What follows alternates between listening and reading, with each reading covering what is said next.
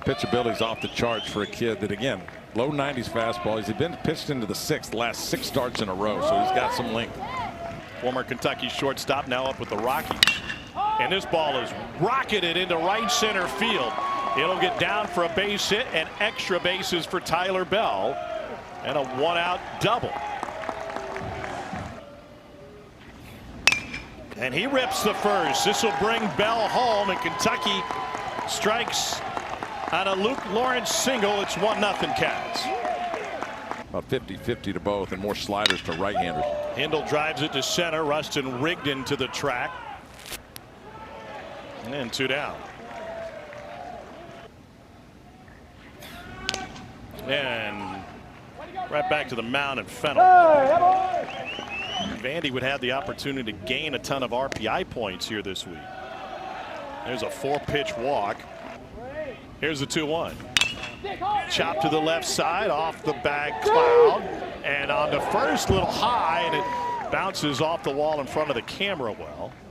Okay, force play slide rule. The base runner has to go directly into the base, and his spikes cannot be higher than the knee of the fielder on the lead leg. Get another look out at second base, and then as he comes up, he kind of lifts his arm. I think that's where the problem might be.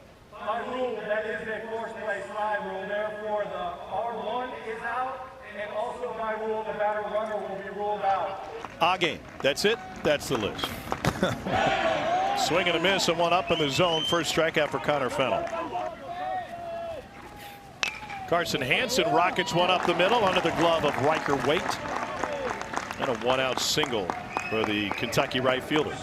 Baseball for former big leaguer Scott Downs from the Kentucky standout. Runner goes, throw to second from Reynolds. Get kicks into left field, and Hansen's going to pick up an extra 90. And then you got Owen Jenkins, who doesn't have a ton of at-bats or a ton of power. And then Jenkins chases it out of the zone for strike 3. 2 Ks now for Fennel. 1-0 to the left side, scooped up by Johnston. And Vanderbilt gets out of the second. And they weren't even among the last 4 in last year. Yeah, but lost a few more series this year, and I think to your point last night. Got it. Logan Johnstone. Strike. And he's done. 1-2. Swing and a miss. Hold the string on him, and 2 Ks here in the second for Kentucky ace Jackson Jelkin. Only struck out 27 times on the season. Swing and a miss. And Fennel mixing his speeds well in the look to the mound. Bell was looking right behind him before engaging Fennel. And you can't deliver the pitch until the batter engages you. And then Mingione's coming back out again to argue that same point. I haven't seen Kentucky yet this season, so you tell me, are they being extra with how long they're waiting to look? Tyler Bell does a point to look the other way and then engage, and it's close. And this ball's belted deep right field. Tyler Bell saw all of that one.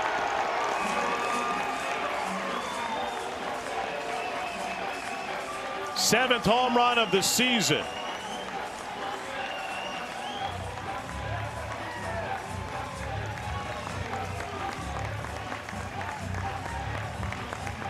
.109 off the bat. That one was smoked. Second rounder out of high school. He's going to be a higher pick this year. Just so impressive, holding down the shortstop position. Only made 3 errors all year defensively, and man, can he swing it from both sides of the plate. Equal power, and the lefty stroke right there rips it into right. Jeff Head has called Nick Mingione over. This was initiated by the home plate umpire. The Kentucky dugout was chirping a little bit. Head went over to have a word with Mingione and tell his guys to calm down, and Mingione just did. And the difficulty of then picking him up quickly because he's going to be ready to go. Vanderbilt ended up with the #1 overall seed in the tournament. To short, chance for 2. Mancini makes the turn, and a 6-4-3 double play. Tennessee, South Carolina next, and OU and LSU. So here's Colin Barzy. And Barzy jumps on the first long run. Tarnish, he won't get there. It goes off the base of the wall. And Colin Barzy standing up at second with an ambush double.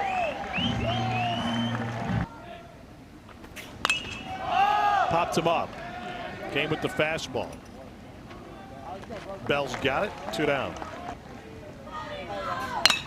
Line just under the glove of Lawrence. Barzy being waved home. The throw from Tarnish is wide and cut off. And Vanderbilt's on the board as Johnson delivers a hardline drive. And he pulls it to the right side. Lawrence tracks it down. And that gets the Cats off the field. Brings it every time he's on the mound. 1-1 now. Well, got it right. We've seen it's been amazing. a high number of high strikes that the catchers have seen.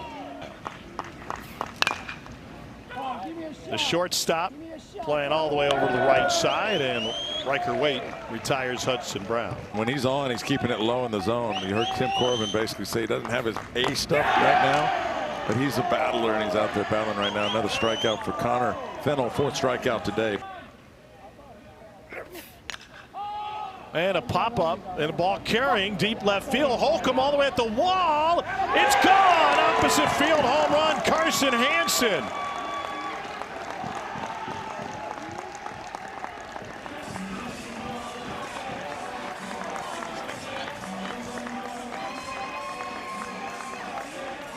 On a hot day in Hoover, the ball is carrying. How many home runs is that today? Counting game 1, that's 7 home runs, at least 5 gone the other way. And a fly ball into center field. That'll drop in front of Rigdon. Bottom of the order, getting it done. First-year player out of Nixa High School. And got him! A pickoff to get Jenkins off the base path. He sent us a text that morning. It's like, hey, I'm good to go if we get an opportunity. And sure enough, it presented itself. And was there a dugout warning given after the home run? yes, there was. Okay. And listen, this guy, Jeff Head, and we have the best umpires. We have the best city to host it in. We have the best umpires. We really believe we have the best of everything. And Jeff is certainly one of them. I'll let you go because you didn't say we had the best announcers, but I'll let that slide. Hey, Tom, there's just some things that are given. Like if you need it, like you just don't need to say that, right? Like, you know, it's just given. Pulled to the right side and through by Tommy Gooden. 2 on with 1 out. And he thought that they had to do it for Corbs to extend the streak to 20. And this one tailing away from Tarnish, but he will get there in time. You know, they're focused on what their job is. And Rigdon shoots it to left, right at Marcy. State of Missouri. All-state performer, baseball and soccer. And ball 4. 67 miles an hour to strike out Tarnish. He was a tremendous high school hockey player. Runner goes, late throw, and a stolen base for Cloud. yeah, you still bags on the pitcher, not necessarily catcher. And Caden Cloud gets a good jump and gets in there. 58 career goals. Same high school that produced the great Eddie Olczyk. I thought you were the Lord of the dance. Served into left center field. That one will get down for a base hit. Lawrence is going to pick up an RBI as Cloud scores from second. And it's a 2-out double in the second hit of the game for Lawrence. Last teams in the D1 projections. This one popped up. And a couple of bubble teams going head-to-head here. And handled by Waite. I always felt like, I mean, clearly you have to have the stuff to be the ace, but Catcher challenging the pitch. Hey, it's a win for Jenkins. There's the overturn rate this year in Major League Baseball. We've got the tricep of Corbin Reynolds. DSR is at 40. KPI has him at 55. The RPI is inflated. and if you start looking at Vanderbilt as a 40, that changes things. To short, chance for 2. Bell to Lawrence on to first. That only I've you given can up. see. Yeah. Yeah. Well, sometimes I can't even see it. And they are now up 4-1. into center. I bet the Hanson brothers going to be watching later tonight. They're from Tulsa, and Oklahoma will close the day against LSU. I guess it's a cool memory because my dad was the pitch caller, and it was a fake shake. Now, my facial expressions are definitely something that I should be getting beat up on. Ripped to center field, and if it's high enough, it's gone, and it's long gone. It definitely helped me, grow up and humble a little bit, especially at 11 years old. But there was growth from it, and it put me where I am today. And for Mike Mancini and his teammates with Maine Endwell Little League, it certainly helps it all's well that ends well. They won the whole thing in 2016. And that's how I knew, when balls were coming inside on the right-handed pitcher. Jelkin notches a K with the breaking ball on Mancini. But scouting reports were basically reduced to if they had more strikeouts than innings pitched. And a wry smile from Logan Johnstone. Owen Jenkins. Kind of coincides with what we were talking about. The more a hitter faces a pitcher, you've seen this stuff, and you've got it in your brain about what it looks like, and so you're more likely to be on time. And sophomore from Thousand Oaks, California, drives it into center field. That lays down for a knock. And he's got 2 hits today. Deuce is wild. Here's the 2-2 to wait. Pulled to the right side, and he beats the shift. Around third is Johnstone. He'll score, and Vandy keeps it rolling here in the 6th inning. All with 2 outs, a walk and a pair of singles. This one, another single around third, Gooden. And Vandy keeps the train rolling. Waite advances all the way to third on the 3rd consecutive single, this one from Rigdon. 3 for 6 with runners in scoring position for the Vandy boys today. Barzy gets one into the outfield past Bell. 4 consecutive singles, all of them on the ground, all of them just past the reach of the Kentucky fielders. Second hit for Barzy, had a double back in the 3rd, and just finding holes right now. And this one's hit to the left side, cut off by Cloud, and dropped over first base by Brown. A run will come home, and Vandy has the lead. The throw is just a hair wide, and Brown couldn't get leather on it, or enough leather. And I think Hudson Brown went into the field a little too much. King Cloud takes a look, and that probably cost him. And stretched out. And there's ball 4, and the bases are loaded for Mike Mancini. He of the Little League smirk, and started this inning with a swing and a miss. The 1-2. Belted to center field. Tarnish back, still running. It's got room, and he makes the catch to close the frame. Just a hair low to Jenkins. And Corbin Reynolds was right. Probably drive right past Nixa, Missouri. Great chance if I'm in Missouri, I'll in there by accident. Great chance if you're in Missouri, you're getting lost. And he lifts it into right center field. His counterpart Rigdon takes care of it. Timely hitting for Vanderbilt in the 6th. Fantastic relief pitching for Kranzler since the 5th. Muscled into shallow left. Back is Bell. He can't reach it. And Holcomb has it drop in. They off to Johnstone. Swing and a miss. 91 up in the zone. 1-2.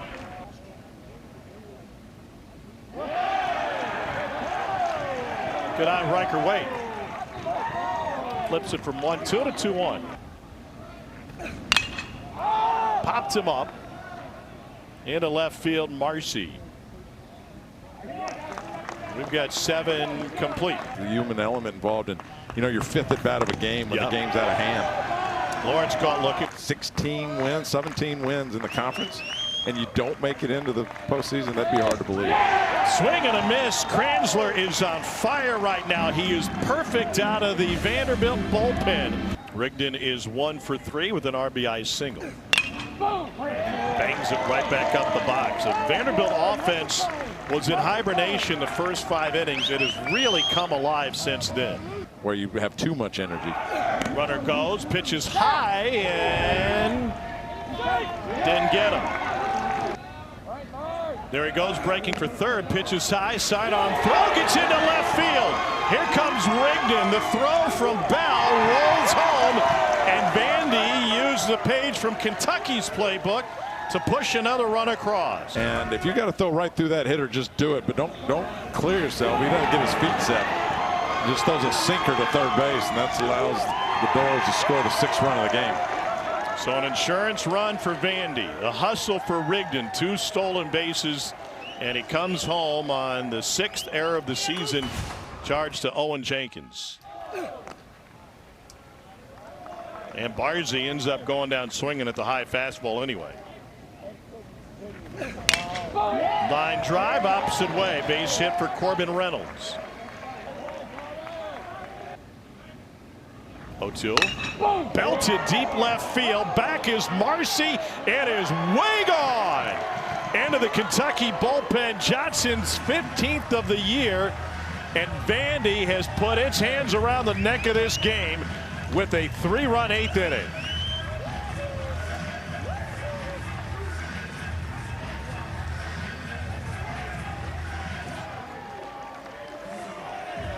Well, Brody Johnston seems to show up at this tournament. He was the MVP last year as a freshman, now a sophomore. And he crushed that ball. Just a hanging spinner. And he knew it right when he hit it. Left field. Mancini hitless. And his seeing-eye single again splits the middle infielders. Runner on the move. Pitch is low and away. Throw to second.